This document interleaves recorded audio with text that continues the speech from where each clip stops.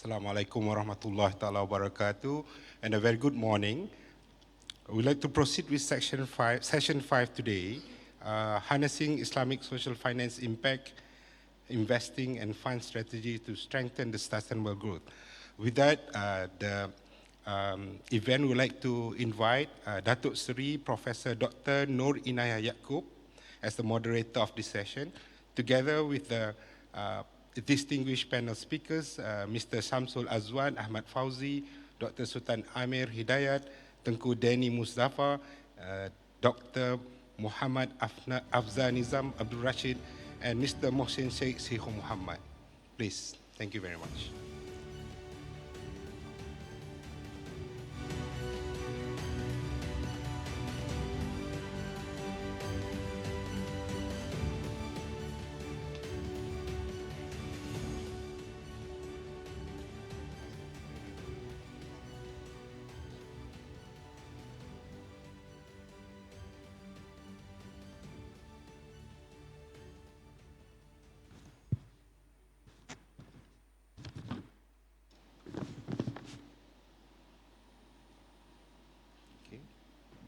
It's over to you, Professor. Bismillahirrahmanirrahim. Rabbi shrah li sadri wa yassir li amri wahlul 'uqdatam min lisani yafqahu qawli. Assalamualaikum warahmatullahi taala wabarakatuh.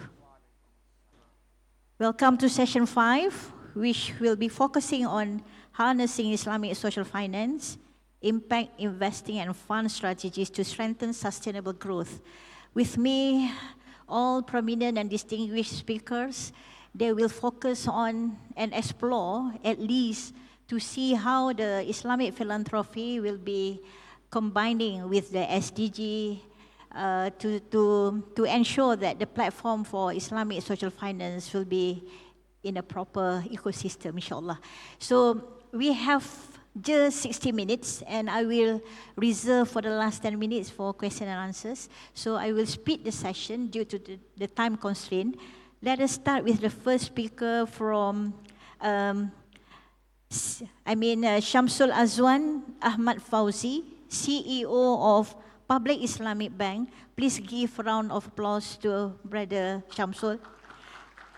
Mr. Azwan, can you highlight to us using zakat, wakaf, sadaqah as a tool for social financing?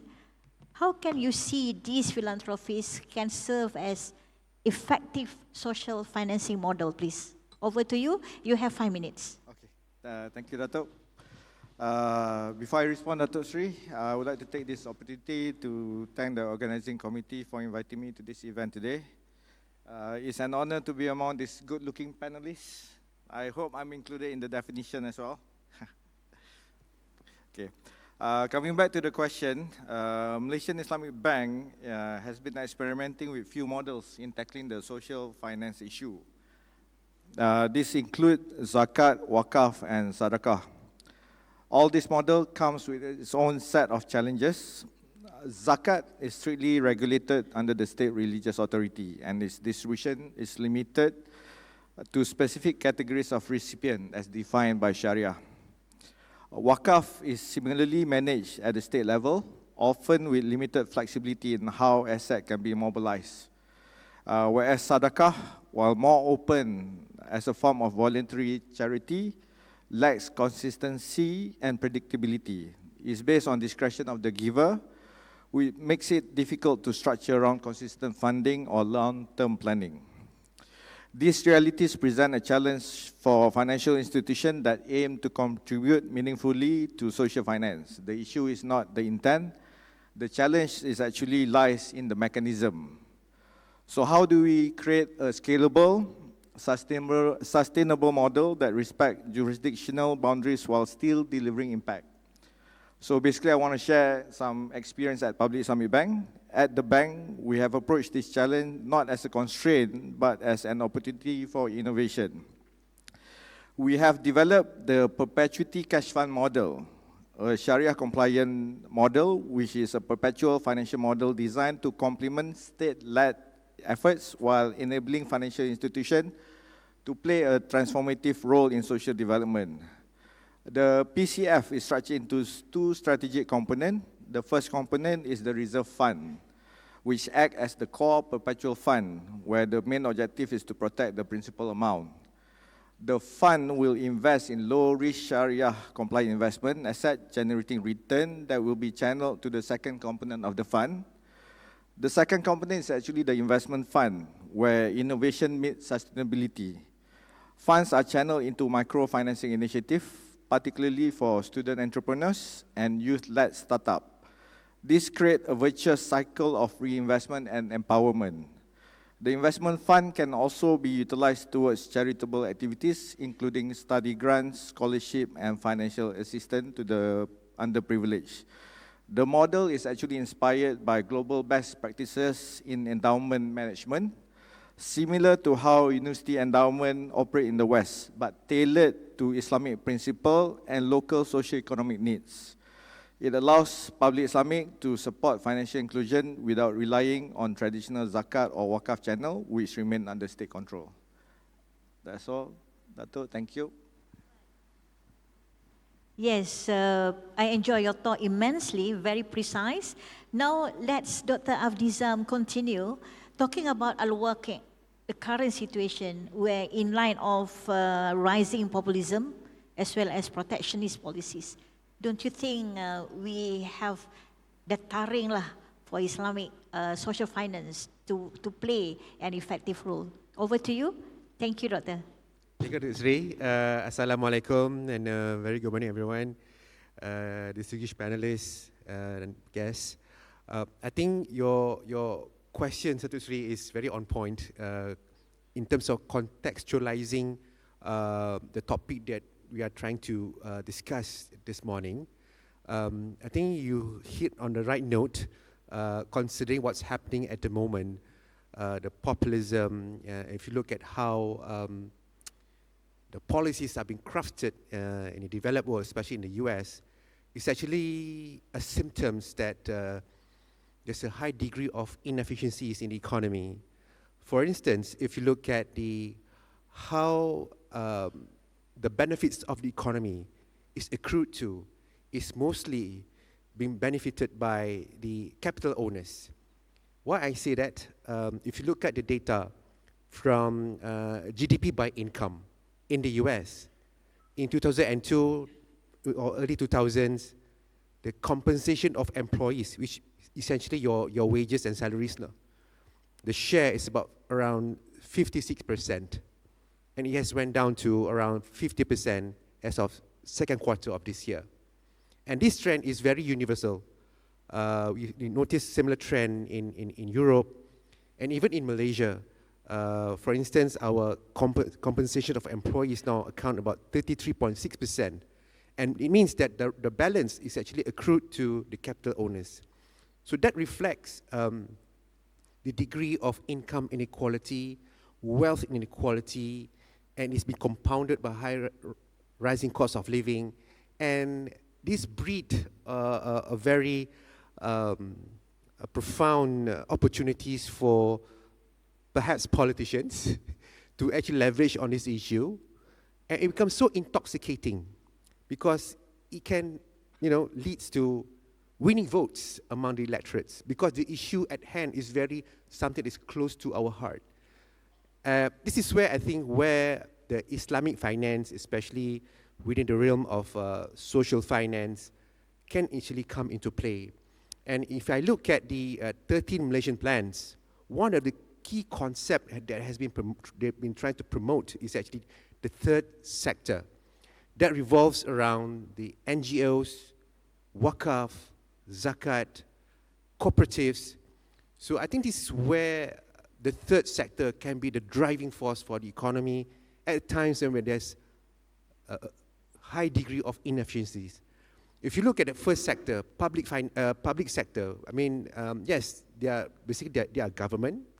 They are responsible in providing the public goods, such as infrastructure, schools and whatnot, but they are constrained by their fiscal positions. And if you look at other countries, including Malaysia, they have been trying their best to actually consolidate their fiscal positions.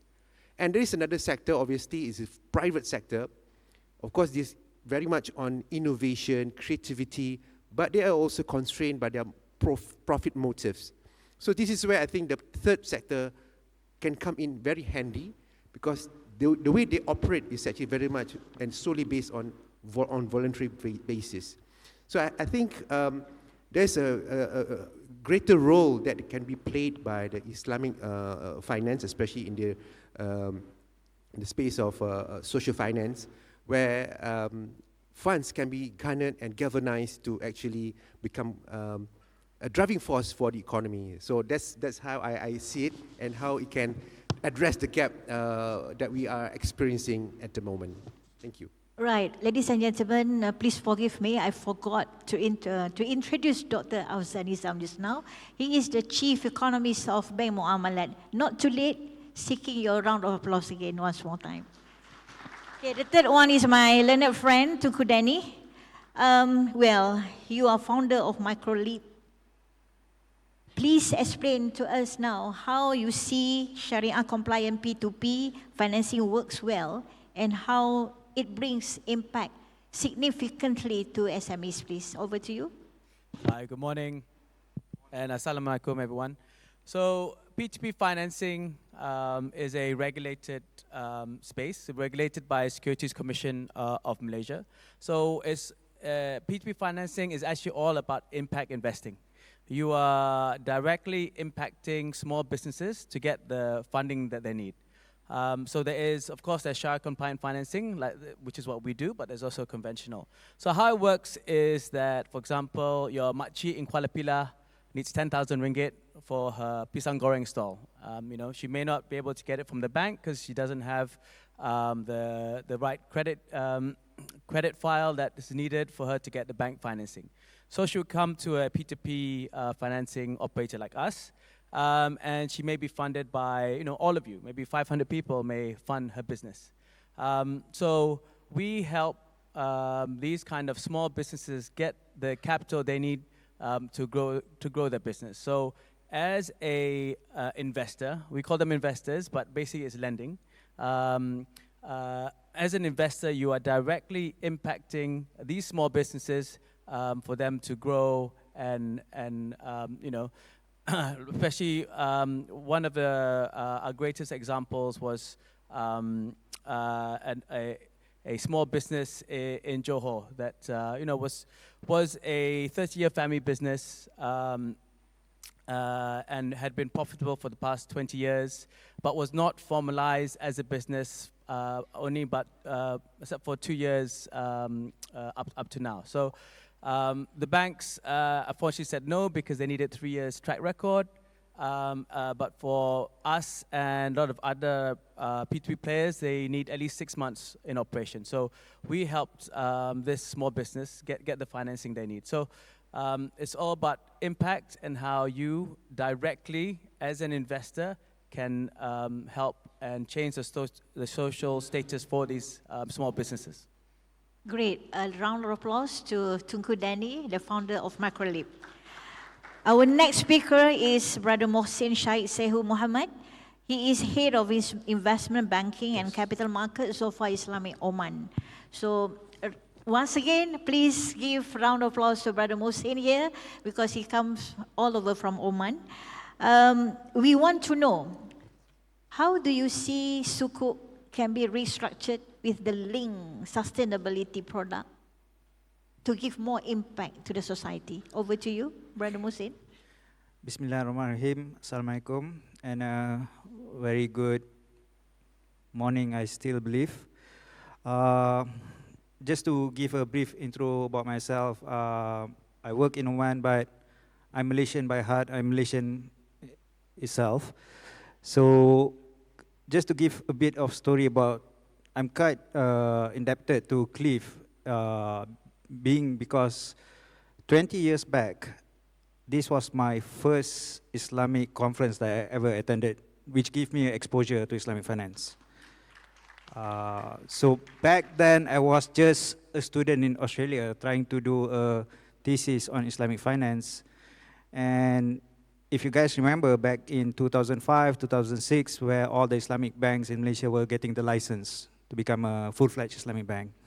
So I attended, I can't remember which hotel back then, But the conference where I saw back then a lot of players, professionals, Sharia scholars who have made their name now in a higher league, become, I would call, a rock star in the Islamic finance industry, started back then. So to be back here to my home ground and to share my view, I really thank the organizer for this. So what I'm trying to say that there's a huge impact for me as a practitioner in Islamic finance back then. And the link to the question is the social impact as well. So Islamic finance itself give a big impact to everyone. How are we going to translate that to the society is the most important thing. The moderator touched upon the question about how Sukuk can be impacted to the larger society. Me, as an investment banker, I have been very much into structuring Sukuk in Oman. Been doing that since 2013, where I was fortunate enough to structure the first ever Sukuk in Oman. But the key is that when have a social impact Sukuk is that how's the impact that you're going to give to the society is the key, right? So it's not just matter of the pricing, not just matter of the fee that you are going to get, is what kind of impact you will give to the society. So in a sustainable or even social impact, Sukuk is very much needed in the market, especially if you see from the healthcare perspective, education, even renewable energy. Those are the key items that will have a longer term impacts to the society as well.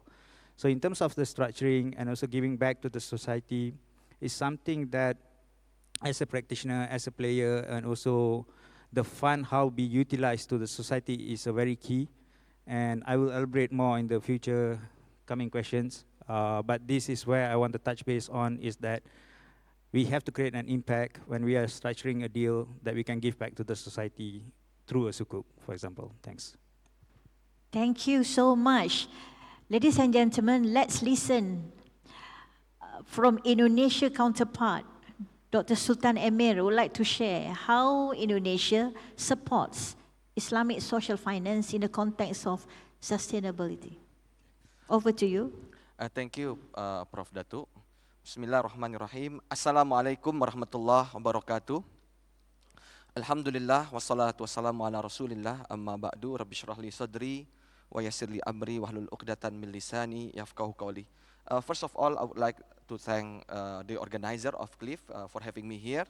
So I would like to share some of the Indonesian experience, especially in terms of Islamic social finance, which includes here zakah, infak, sodaqah, and awqaf, and again related to the sustainable development goals. For example, in terms of achieving the first goal, which is no poverty, or poverty eradication, in Indonesia, there is a famous program which is called productive zakah. Productive zakah means here the zakah is given to the mustahik, but not for consumptive purposes, but for business or productive purposes. And in fact, for example, the National Zakah Agency and other privately managed or owned zakah institution, they monitor the progress of the mustahik from time to time. And they have many programs. For example, I will give you the example of Basnas, the National Zakah Agency. They have Z fried chicken, Z auto, yeah, giving the seed capital to the mustahik, yeah, to start their micro or maybe nano business or businesses, yeah. For example, Z fried chicken, Mr. Ahmad got zakah seed capital, so they will assist. The Basnas will assist the mustahik, yeah, in terms of how to start the business and how to run the business. And then, for example, before the zakah empowerment program, his monthly income, let's say 1.3 million rupiah. Yeah, by the way, million in Indonesia is nothing, to be honest, because everyone in Indonesia is millionaire. Yeah? Yeah. So and then after, let's say, 6 to 8 months in the program, so let's see the monthly income of Mr. Ahmad has increased to 2 million. And it will be monitored from time to time until he passed the nisab, yeah? And he transform himself from mustahik into a muzaki, from the recipient of zakah into a payer of zakah. Also, in terms of food security, Basnas, the National Zakah Agency, and other privately owned zakah institution, they have, let's say, food bank programs in several provinces, making sure that there is a sufficient amount of agricultural produces, store, in order, for example, to ensure that everyone get the food. And in addition to that, they also implement sustainable agriculture. So this, of course, will help also the SDGs. Another one, healthcare.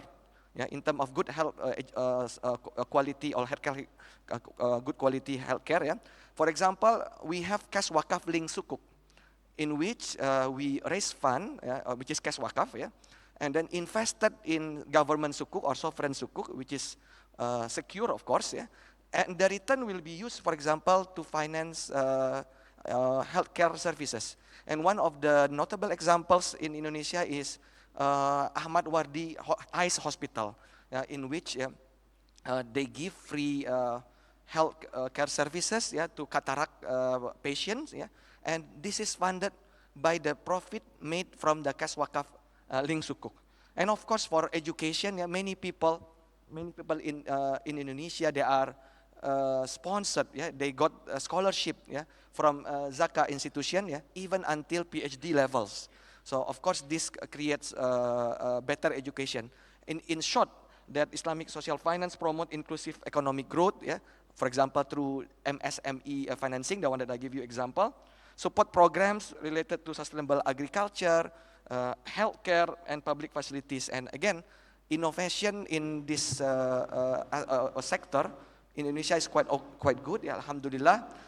For example, Cash Wakaf Link Sukuk, they won the first impact achievement in Islamic economics in the annual gathering of ISDB 2 years ago, or 3 years ago maybe, No, 3 years ago, And then this year again, Indonesia got another prize, which is through Medikids Clinic, which is a clinic for dental clinic, But then some of the clinics are wakaf based, The profit from the clinic is used to support education for dentists and also nurse, and this is really impactful, Even though for the Medikit is privately owned, not government, while Cash Wakaf Link Sukuk is the government initiative.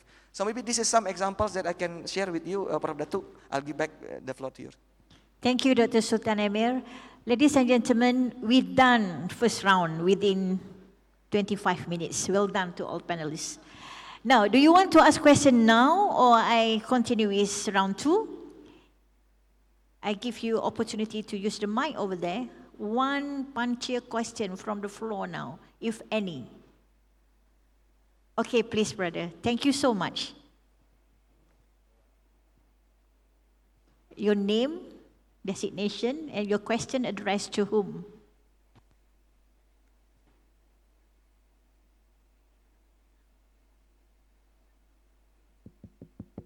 Bismillahirrahmanirrahim. Assalamualaikum warahmatullahi wabarakatuh.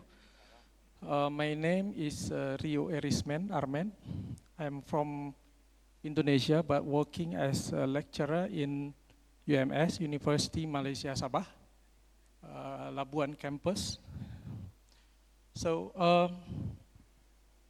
my question goes to Tunku Dani about the business of Lip Micro, if I'm not mistaken.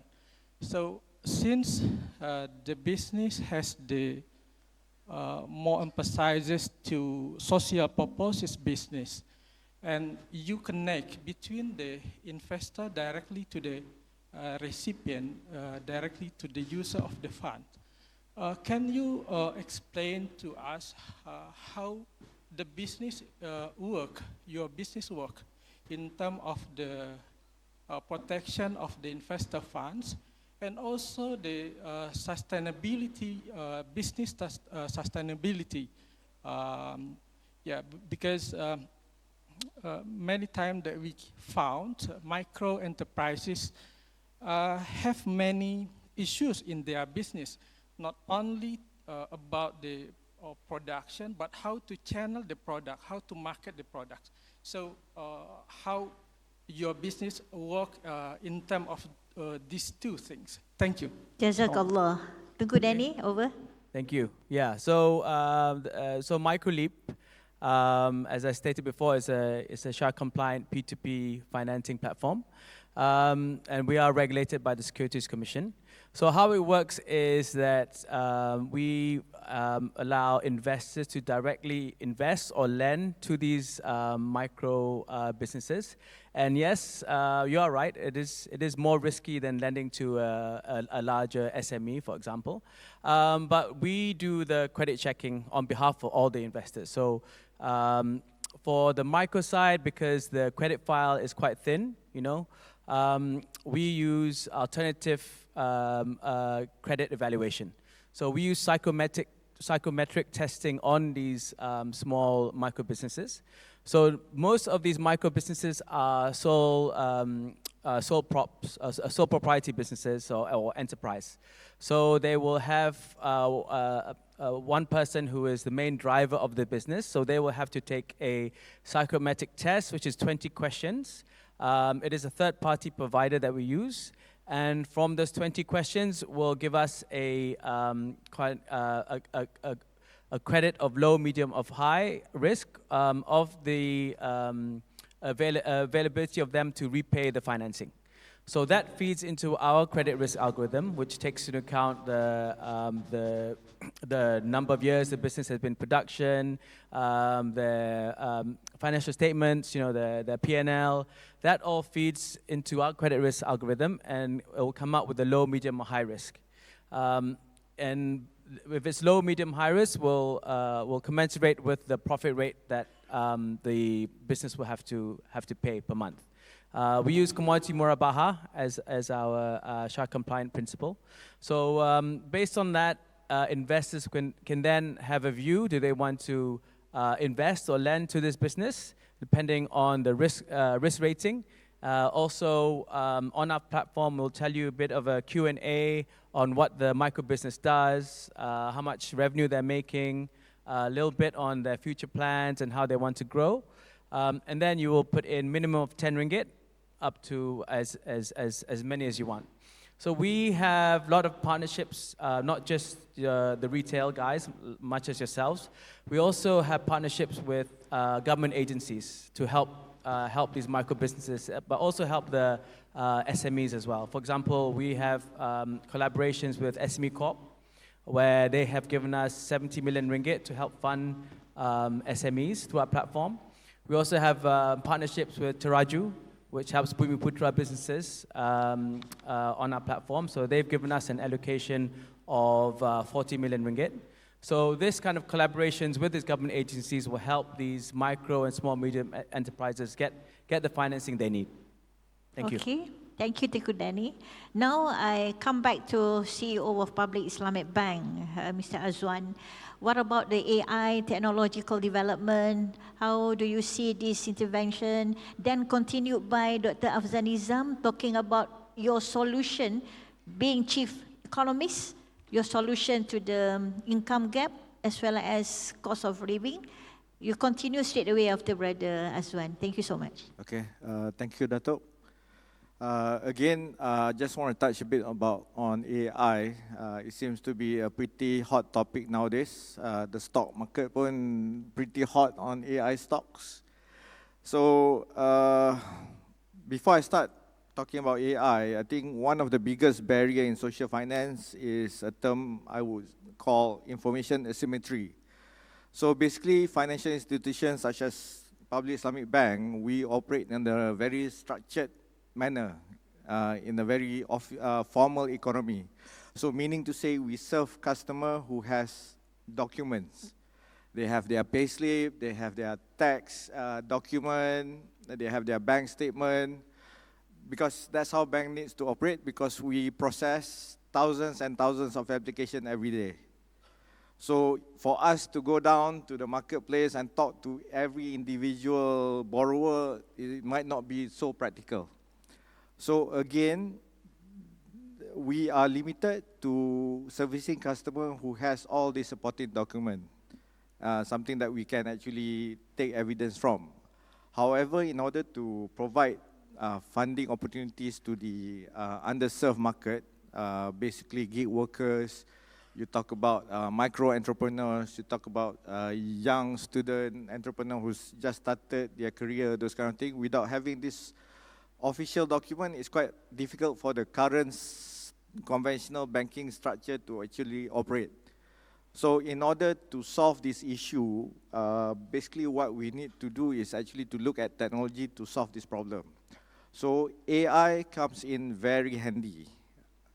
So instead of doing the typical credit assessment based on all this official document, I think AI can actually help banks to actually incorporate behavioral analysis, behavioral assessment. So we can look at their mobile statement, whether they pay their mobile bills on time, those kind of things.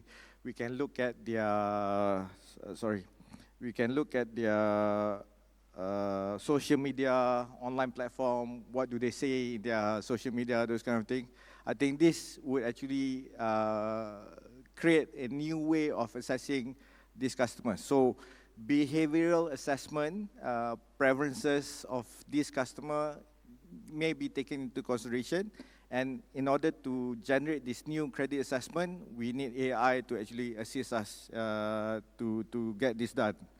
So at Public Islamic Bank, we are applying this principle to our own initiative for our social financing program. We are developing a behavioral credit scoring framework that uses AI to evaluate individual based on how they live and not just what they can provide document. We look at mobile top-up pattern, utility payment consistency, and digital engagement to build a credit profile that is dynamic and inclusive. This approach offers several advantages. One, it speeds up credit decision because it's automated, it's being generated by system. The processing time can be reduced from days to minutes. It promotes fairness because there's less human intervention, so there's no bias in terms of doing the credit assessment. So if the name is like familiar to your ex-girlfriend, you wouldn't be too biased on the applicant. And then it expands access to financing for those previously excluded from the system. So in the future, through this initiative, we believe AI will be central to ethical banking. It will help us move from exclusion to inclusion, from paperwork to purpose, and from assumption to understanding. Thank you, Dr. Okay, Dr. Hafizan Nizam, continue straight away. Sure. I like what Encik Samsul said about asymmetric information because it resonates well with one of the key issues in economics. And when it comes to major issues in economics, we always talk about things like cost of living, wages. And you remember in one of the recent interviews about elections in Taiwan, I think it was 1 year or 2 years ago, I was quite surprised. It's the same issues, cost of living and wages and jobs. So on that note, these issues are very universal and it's affecting everyone. So when it comes to prices, I noticed that the market's economics is not efficient. If you can look at the dynamics of prices, the consumer price index, if you plot the charts, it's one-way directions. It's sticky downward. But on the contrary, if you plot the producer price index, basically prices paid by the businesses, at least there is some degree of fluctuations, some degree of flexibility. So when I look at this, my observation is that one of the key things from my observation is obviously there's a high degree of inefficiencies, high degree of asymmetric informations. Sellers tend to have more informations and consumers are very price taker. So this situation has affecting everyone. And if you look at the income growth, the nominal income is growing. But if you adjust to inflation, to price level, it's actually the real income is actually not growing that much. In fact, the purchasing power is on the decline actually. If I can share, for Malaysian context, our household income last year was about 7,017 ringgit. That's nominal and it's growing, so that it looks good on paper. But if you adjust with the price level, with the consumer price index, the real household income is around 5,284 ringgit.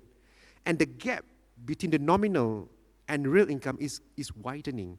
So it goes to show that prices, because it's sticky downward, is affecting the market economics. So this is where I think the solutions is none other than to make it more vibrant economics. And with prices, I remember in one of the famous hadiths, I would say, narrated by Anas ibn Malik, the people said, Messenger of Allah, prices have shot up, so fix prices for us. Thereupon, the Messenger of Allah said, Allah is the one who fixes prices, who withholds, gives lavishly, and provides, and I hope that when I meet Allah, none of you will have any claim on me for an injustice regarding blood and property. So I've checked this with my colleagues in Sharia division and some scholars in my universities in UKM. So it's about market economics, market that is fair, transparent, and efficient. So this is where I think the Islamic finance, the Islamic social finance can come in very handy in promoting entrepreneurship, for instance, where you have more entrepreneurs, perhaps the markets will be more vibrant, consumers will have more choices, and prices can be more flexible rather than sticky downward. But again, it has to have the right ecosystem, the regulatory, and more importantly, the players in the markets, especially the existence of GLCs, the government-linked companies, and the government-linked investment companies, which I think, while their existence is to promote economic policies, my sense is that their presence, it has to be time-bound. So I think these are policy decisions, policy strategy that needs to be think by the policymakers. But my point here is that we need to look at in a holistic manner, and the gap, I think, Islamic finance through social finance can actually play their role to fill up that void and perhaps to promote a more market-driven economy that is fair, transparent, and efficient. Not free trade now, not free markets. It's fair. Thank you. Okay, Alhamdulillah, Doctor. Before I ask Tunku Danny and Dr. Sultan Amir, I want to straight away go to Brother Mohsin. We wish to know in Oman, based on your experience, how you see these Islamic philanthropies of Zakah, Qard Hassan, still maintaining the commercial value to support the ecosystem of Islamic finance and banking in Oman. Just to understand the question correctly, so you are how they manage that zakat and contribution in Oman, right? How they do that? Okay. When you have too many panelists, sometimes you tend to zone out until your name has been called, then you start to. So yeah, that happened to me just now. Anyways. Don't worry about that. Look, in Oman, as you may know or you may not know, is one of the country within the GCC. It's an oil producing country, and the main source of income for the country is from the oil money itself. And I'm blessed enough yesterday and today when I met a lot of people. Many have gone to Oman. They know about Oman. So that's a good, at least in terms of the country itself, many people know about the country. That's a good indicator itself. Obviously, in GCC, in the Middle East, there are a lot of family offices. where they manage their funds through zakah or even wakaf or whatnot in a various way. What we have seen is that most of the money goes to an entity, an organization. For example, in Oman, we call it Ministry Religious Affair, where they take care of the wakaf fund and they manage. What we have seen in terms of the disadvantage or the lack is that the knowledge of these personnel who are working there in terms of managing this wakaf or zakah money itself, because they don't have the investment knowledge itself.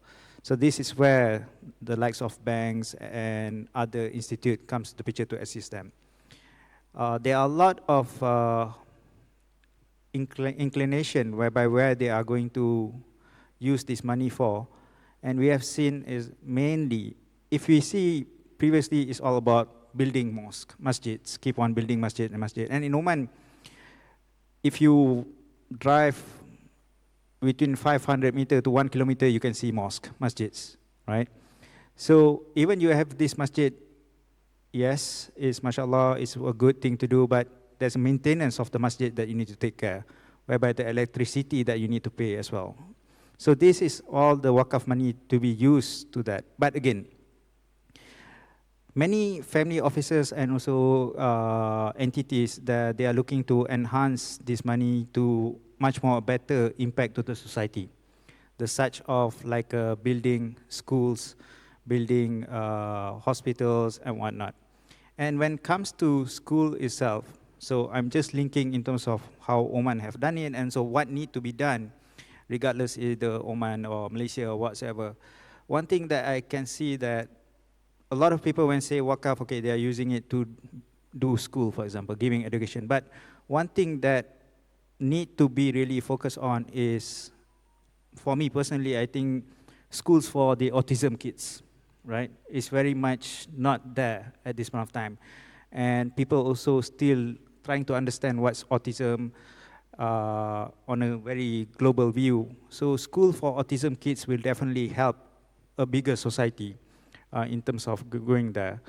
Second is that building up cancer center, for example, cancer research center. This is something, again, funds need to be looked and parked into developing that. We see that a lot of people needs that kind of attention. So that's another way of using the funds of wakaf or even zakat to do that. And finally, I would touch base also, maybe Institute for Mental Health. I think this is something that we've been talking a lot. May not be, I'm not sure in Malaysia how they perceive mental health itself, but this is something that in global view is something which is needed. And yeah, everyone here seems to be very normal, but we don't know deep inside what's going on. So there are a lot of depressed and whatnot. So these are all the key of items that they use to do this. And there are various ways of managing that particular fund. And in Oman itself, they have started in mainly schools and also some healthcare centers as well. So in short, yes, thanks. Marvelous, Brother Mohsin. I need to know more after this on that. To Tengku Danny and Dr. Amir, you both are experts in Islamic fintech. Perhaps Tengku Danny will describe the interjection of Islamic fintech in the context of SMEs, and followed by Dr. Amir on Islamic fintech in Indonesia as a whole. We start with Tengku Danny first. Thank you. Yeah, so Islamic fintech is still quite nascent and quite young in terms of being a fintech platform. And it is slowly growing, but it is still a younger brother of fintech as a whole, you know. But it is something that is that we take to heart very strongly. It's something that we like to champion. So besides, when we set up Microleap, we were, out of all the P2P financing platforms, there was only 2 fintech players in the market. That was 2 out of 11. Now 9 have a Islamic fintech option. So it is growing, and it is no longer being seen as a differentiator to the whole fintech landscape. I think in Malaysia and probably in Islamic countries as a whole, you have to be an Islamic fintech player nowadays to cater to both conventional and those who want a fintech angle on the way that is run. For us, as an Islamic fintech enabler, we, as I said, we help investors reach out to MSMEs. We don't just have Muslim investors or lenders on our platform. We also have non-Muslim lenders who like the ethical nature of Sharia. So on our platform, we don't allow companies that are involved in gambling, alcohol, tobacco products. So the non-Muslim lenders on our platform actually like that and happy to invest in these ethical and Sharia companies as well. Thank you, Tengku. Dr. Amir? Yeah. First, I would like to say Amin to your prayer, Professor Dato, because actually I'm not an expert, but you consider me as an expert. Amin. Inshallah, in the future I will be an expert. Inshallah. Inshallah. Inshallah. So second thing, in Indonesia there are many forms of fintech. Yeah, we have peer-to-peer lending, yeah, Sharia compliant, of course, yeah, and then aggregator, even some of them social-based fintech, payment, and securities crowdfunding. And as you see, for example, the report made by Dinar Standard Global Islamic FinTech Report, Indonesia is ranked third place as one of the best fintech ecosystem in the world, Islamic fintech ecosystem in the world. Yeah. And then, for example, the good thing, for example, like securities crowdfunding in Indonesia, Sharia compliant, yeah, it allows micro and also small enterprises to raise fund in the capital market, we can call it, yeah, small, yeah, up to 10 billion rupiah, yeah, 10 billion rupiah, and by either issuing micro sukuk or Sharia compliant share.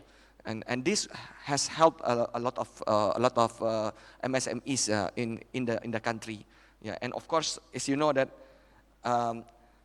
fintech, in term of the usage is Sharia compliant, also provide easy access to capital for the MSMEs, especially the halal sector, because at the end, Sharia compliant fintech only finance halal players, right? Yeah, and in addition to that, also help also many MSMEs who are not before able to get financing from the bank. Maybe that's some of my. Thank you, Doctor. I think we better consider the questions shown on the screen now. If I may start with the first one from Abdullah. Isn't it better to create job opportunities for Asnaf rather than providing blended financial service for them? What is the success rate of such financing? I think Dr. Afzanizam would like to try this. 2 minutes only, because I want to give fair and just sections also to the rest. I think this is like a chicken and egg situation, but in the current context, you can see that there's a lot of interest to go into entrepreneurs. But entrepreneurship, it has to be guided. I think not all can become entrepreneurs. Then I suppose the IT card would actually be a main policy tools to address those issues, because it ties up the training and the how the funds is being directed to encourage to improve the access to finance. So I think when you have more entrepreneurs that are credit worthy, and that will actually improve their success rate, and thereby it will actually, along the way, it will create more job opportunities to the Asnaf. So we can see the success from the IT card, from the rising in sales, rising in employment creations. So it's always a chicken and egg, but I think that the government is taking the right step in this regard. Thank you. Yes. Number 2, how has the recent virality on social media, which threatens the legitimacy of Islamic banking by claiming it involves riba, affected your business? How do you respond to this misunderstanding? Azwa, would like to try? Okay. Thank you for the question, Dato'. I think in terms of managing this viral issue, I think you cannot please everybody in the marketplace lah. I think there's always going to be dissatisfied customer, those kind of thing. I think in terms of legitimacy of the Islamic Bank, the bank is properly governed by a regulator, Bank Negara Malaysia. Within the jurisdiction of Bank Negara Malaysia, I think they have set up the Sharia framework for the Islamic Bank. So in terms of the legality or validity of Islamic Bank, I think it's been spoken for. We have a proper Sharia committee that consists of members who are well trained in Islamic finance as well as knowledge in Sharia. We have Ustazah, I mean even the Perth State Religious Council, I think they recognize the importance of Islamic banks, which we offer services that differs from the conventional bank, which are riba based. So again, I think in terms of trying to please everybody is quite difficult in these days of age. But in terms of, I think, the platform, the infrastructure that we are operating, I can give assurance to everybody here that we are operating in a very Sharia compliant manner. Thank you. Thank you. I think next one, anybody would like to choose from on the screen now, or you want me to read for you? Tengku Danny would like to try to answer which question? Yes, over to you. There was one, where was it? Okay, how can we ensure that our Islamic social finance initiative for impact investors are effective? Are there any urgency to establish a standardized impact measurement framework to assess the meaningful of impact? Actually, that's an interesting question. So I'm going to go back to my regulator, which is Securities Commission. So Securities Commission will be launching, they just launched their guidelines for a social exchange platform. So whereby we have donors on the platform who will fund non-profit organizations, their social impact projects. So how it is different from a normal charity platform is that they have to have two types of reports. One is the utilization of funds report, and the other one is a social impact report, which has to be independently verified by an external reviewer. So these platforms should go live in January, February of next year. So I think that helps to answer the question of impact reporting. Are your funds that you are basically donating going to the right people? So the kind of non-profit organizations that will be on these type of platforms when it launches next year will be like Red Crescent Society, Mercy Malaysia, World Wildlife Fund, and other non-profit organizations for them to raise funds for the project. So potentially this could be a way of tracking these funds, because it will be under the purview of the Securities Commission of Malaysia. Right. To Brother Mohsin and also Dr. Emir, I'll give you opportunity to pick up any question you want to answer now, please. Doctor? Yeah. Maybe I will take the just now, just disappear. Yeah, maybe this one. In terms of providing financing to Asnaf, will it better to provide financing in the form of risk sharing, since there are many training and monitoring provided from the side of financier? So for Asnaf, as I mentioned to you, actually we don't give financing, we give them zakah, but productive zakah. The productive zakah, you don't actually, it belongs to them. They don't need to return the money. But the only thing that our zakah institution, either National Zakah Agency or privately owned zakah institution, they assist them, they empower them, they train them on how to run the business properly. So they create income, more income, and they are elevated from poverty, and they transform themselves from asnaf, from mustahik into muzaki. And in fact, in Indonesia, in our latest national development plan, and which is cascaded into provinces and municipalities, So one of the indicators that we monitor is National Zakat Index. Until each kabupaten, regency in Indonesia, and now if you go to Basnas website, you can map which regency or which kabupaten is green, which means it has good zakah management. Yeah, from macro dimension and micro dimension, and which kabupaten is not. So, and if you are green, normally you will be awarded. So this is how to see they implement this one. Thank you, Doctor. Brother Mohsin? Okay, I'll go with the second question as well about the providing financing to ASNAF. Wouldn't it be better to provide financing in the form of risk sharing? Okay, so look, in terms of providing financing to anyone, that create a disciplinary act or disciplinary nature to a person when get a financing. We as a human being, whatever we get in the form of very easy, we get something, things will disappear easy as well. Bak kata Melayu, senang dapat, senang hilang. And so in any way, for even for ASNAF, for anyone, the thing that you want to get, it need to make difficult. So even for ASNAF to get a financing, that will create some kind of disciplinary movement for them in terms of they know how to manage the funds and whatnot. Secondly, the question also highlight in terms of the form of risk sharing. Yeah, that's another way of looking at it. Either you can, this is where the Islamic element comes. Either you do it through musyarakah or mudarabah, and that's where you tie up with the professionals that give you a training on how to manage the fund in a very specific way, in which industry or what they want to do these funds with. So ASNAF, for example, they can start a very small business, for example, hawker center or anything selling goods, for example. These are all to make them involved in the business and also to give them exposure to do something worthwhile for them, for themselves, for their family and the future.